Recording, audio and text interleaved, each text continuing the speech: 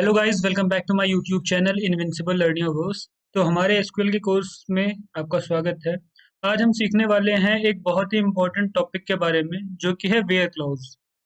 यह clause use होता है स्पेसिफिक डेटा फिल्टर करने के लिए, यानी हम टेबल में सिर्फ वही रो निकालते हैं जो हमारे कंडीशन को मैच करती है।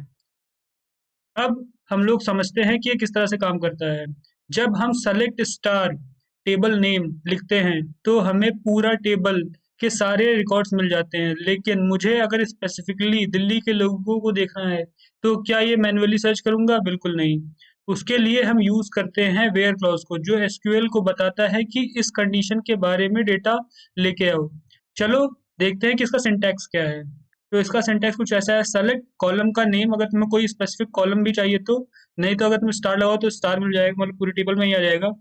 फ्रॉम, कहाँ से? इस टेबल से। वेयर के बाद जो कंडीशन है वो कंडीशन आप लिखेंगे।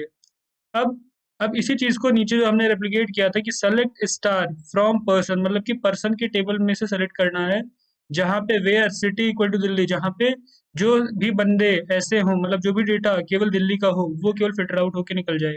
इस क्वेरी में सिर्फ उन्हीं रोज का डेटा मिलेगा जिन्हें सिटी दिल्ली है। अब हम लोग ये बात करते हैं कि वेयर क्लॉज के साथ ये जो कंडीशन है उसमें कौन कौन से ऑपरेशंस यूज हो सकते हैं। तो उसमें स्पेसिफिकली इक्वल टू यूज हो सकता है, या फिर कोई कंपैरिजन का ऑपरेटर यूज हो सकता है, या तो फिर नॉट इक्वल टू का हो सकता है, एंड और यूज हो सकता है। ये सब चीजें यूज हो सकती हैं। अब इसको एक एग्जांपल के थ्रू हम देखते हैं। Select star from person where city equal to Delhi and person name equal to Shiva. It means कि यहाँ पे पर्सन नाम की जो टेबल है उसमें ये एसक्यूएल की क्वेरी जाएगी और सिर्फ वही रो लेके आएगी जहाँ सिटी दिल्ली है और फर्स्ट नेम शिवा है, तो केवल उतने ही पार्ट को ये फिल्टर आउट करके लेके आएगी। अब बात करते हैं कुछ और चीज़ों की कि सेलेक्ट से अगर हमें कोई स्पेसिफिक डेटा लेके आना है तो वो किस तरह से लेके आएंगे। सेलेक्ट के साथ वेयर क्लॉज बहुत यूजफुल होता है जब हमें स्पेसिफिक डेटा चाहिए हो। अब यहाँ पे दो एसक्यूएल की क्वेरी लिखी है, पहला वाला और दूसरा वाला। तो पहले वाले के बारे में सबसे पहले बात करते हैं। Select star from person where person ID between 1 and 5। अब यहाँ पे क्या कह रहा है कि पर्सन की जो आईडी है वो बिटवीन 1 and 5 हो, मतलब कि पहली क्वेरी से सिर्फ 5 तक के पर्सन आईडी वाले रिकॉर्ड लाए जाएंगे, बाकियों को ये स्किप कर देगा।